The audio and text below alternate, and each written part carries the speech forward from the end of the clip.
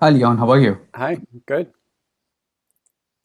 Sorry, I couldn't come on video because my bandwidth is a little low. Oh, okay.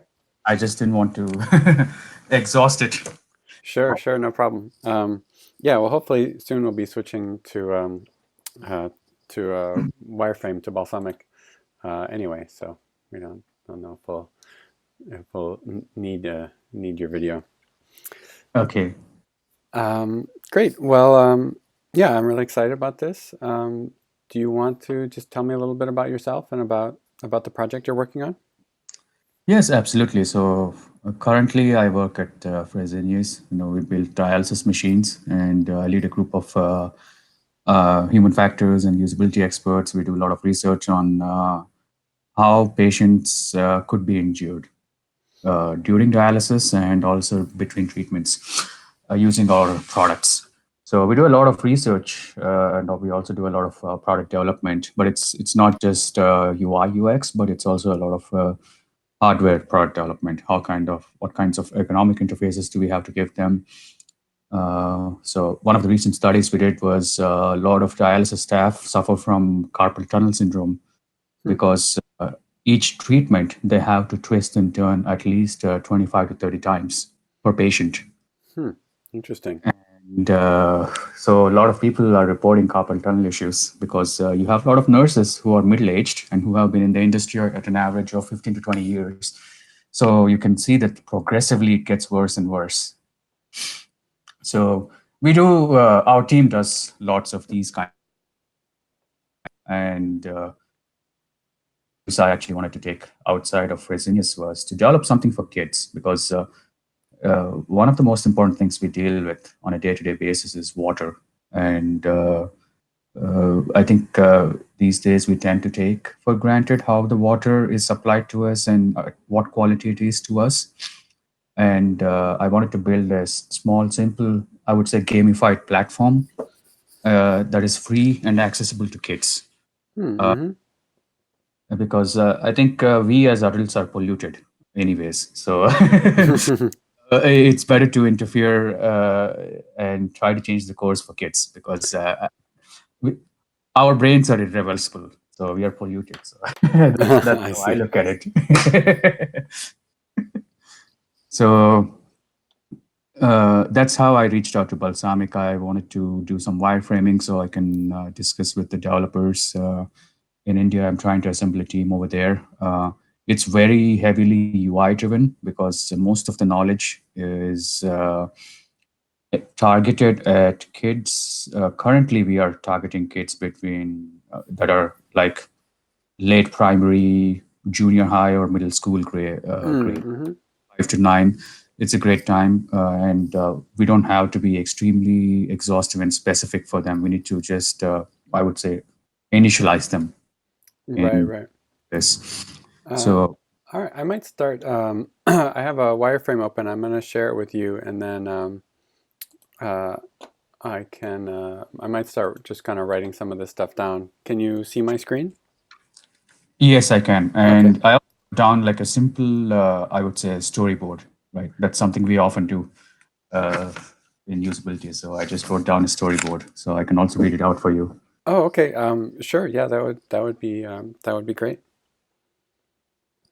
So we are just going to have a screen, Hmm. and in that storyboard, basically, the child or a user, they on one side of the screen, we wanted to display like a cluster of common pollutants like lead, arsenic, things like that. Mm-hmm. And so the user, who is typically our child, uh, will select one of these pollutants and they'll drop it onto a box, kind of like the hot seat, right? So what if this Uh-huh. is in your water, right? So we wanted to show an image where there's like a glass of water and they take this pollutant and drop it into that. Mm-hmm. And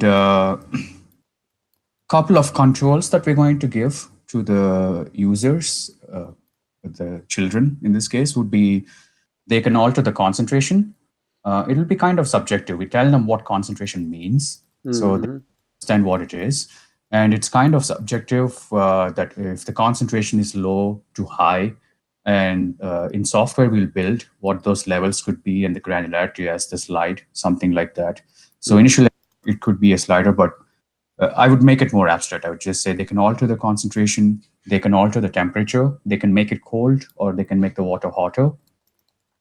And uh, and lastly, they will see a small write-up. I don't think it'll be beyond. They'll see a small infographic that shows if the water is good for them or bad for them. Mm-hmm. They played around, and a little bit of a small write-up that says why it could be good or bad for them. It was Mm-hmm. extremely detailed, but it's something simple. And one additional feature I wanted to give is they will be able to take a snap, like a screenshot, and Mm-hmm. put it in any of their school project reports if they want to. Mm-hmm. And so they can play around. They can iterate this multiple times with a single pollutant, or they can remove that and put another pollutant and iterate it. Mm-hmm. So that's like the story that we have created for the game. It's I would say simplistic as it sounds. We have to do a lot of, Mm-hmm. but if we think about the psychology of children, I think it makes it more exciting for them to learn about it. Mm-hmm. Mm-hmm. Um, all right. I think that makes sense. Let's see. Where do you want to start by kind of just sketching out what that might look like, or kind of yeah, describing that to me a little bit more? So we can go through each parts if you would like. Um, or how would you like for me to describe it? Like what would be easier for you? What? How about we? How about I start building something based on what you told me so far, and then we can kind of work. Um, we can work from there and see maybe what's missing, or maybe how what we need to, you know, if we need to change directions from there. Does that sound Absolutely, yeah. good? Well, yep, that sounds great. So it sounds like so. This is kind of it's a game. It feels like an app.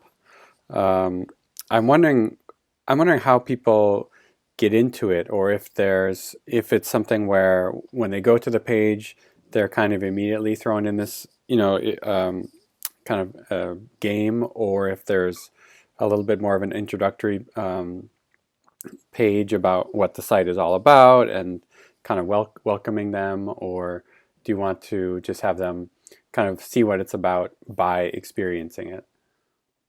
We want them to plunge into playing it, and if Okay.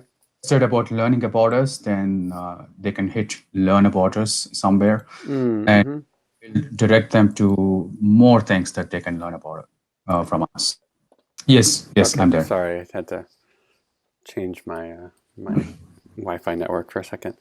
Um, okay, so yeah, so maybe we'll have we'll put like a some kind of title on the screen, maybe on the top of the screen. Have a use kind of a header area for anything about about the site, or some links to learn a little bit more um, about us. I don't know, contact or something else, and then we'll reserve this kind of the main area for the game, for the experience itself. Is that kind of what you had in mind?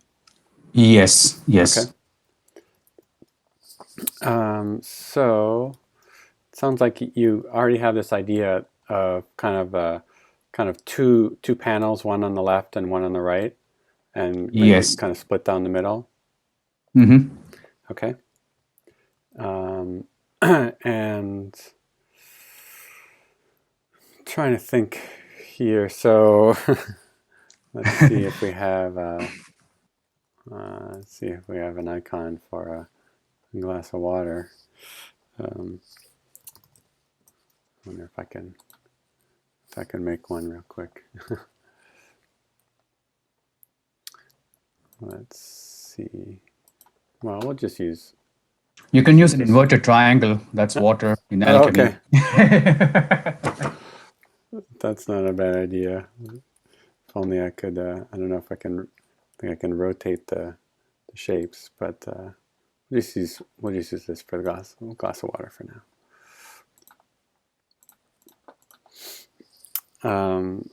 And then let's see. So all right. So we're going to have some. I'm thinking about this area where we are kind of describing what's going on. So we're going to need a little bit more space.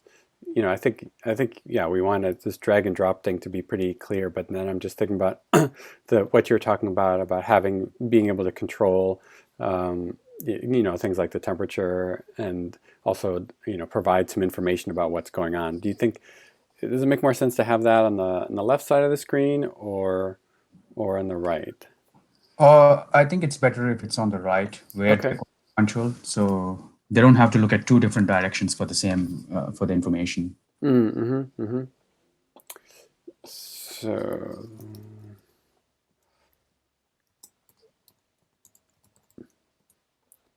I'm going to have a list of pollutants over here, and then is there going to be some information about them?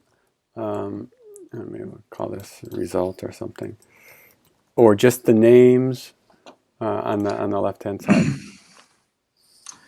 Yeah, we'll just have a name and Mm-hmm. probably a category. You know, if they contribute to hardness, for example. We are yet to think about it, how we can categorize them, because there can be a lot of them. But Mm-hmm. most likely we'll just have a name, a simple Mm-hmm. name of the element or name of the compound, Mm-hmm. and they can just drop it into that. And Mm-hmm. Let's kind of go with this for some kind of indicator that they can drop it. So you want to give me just a couple of names that we can use as placeholders? yeah, we can use lead, Okay. arsenic.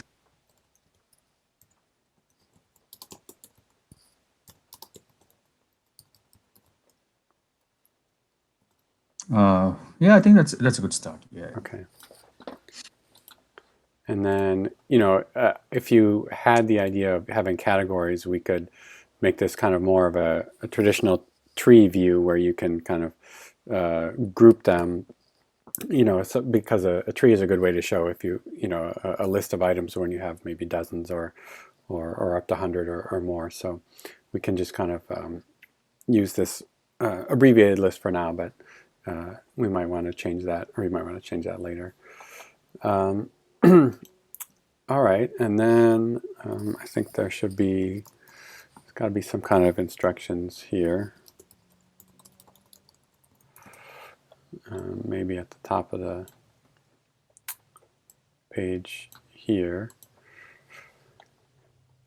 And I'm going to put a kind of an icon just to indicate that,